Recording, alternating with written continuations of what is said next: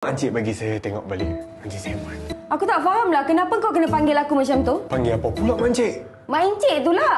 Kenapa kau kena panggil aku macam tu? Aku tak faham. Hei, dan memang sebelum ni saya panggil Mak Encik, Mak Encik. Kau panggil je lah Cik Yana. Satu ofis panggil aku Cik Yana kan? Cik Ayana lah. Okey. Sabar, jangan garang sangat. Okey, macam ni. Saya tahu dah. Kalau Mak Encik tak suka... Okey. Kalau Cik Ana tak suka saya panggil Mak Encik, saya tukar yang lain sikit. Yang lembut sikit. Sayang.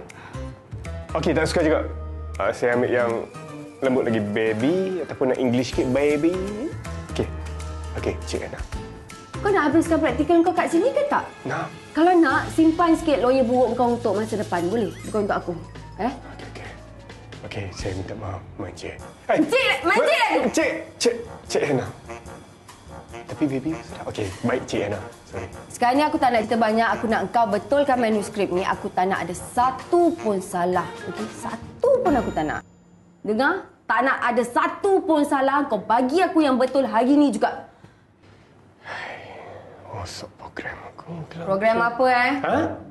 Program apa? Oh, dengar saya rasa macam cakap slow tadi. Oh, boleh dengar Oh, telinga panjang kau tak patut boleh dengar. Aku kan kau... Ilaha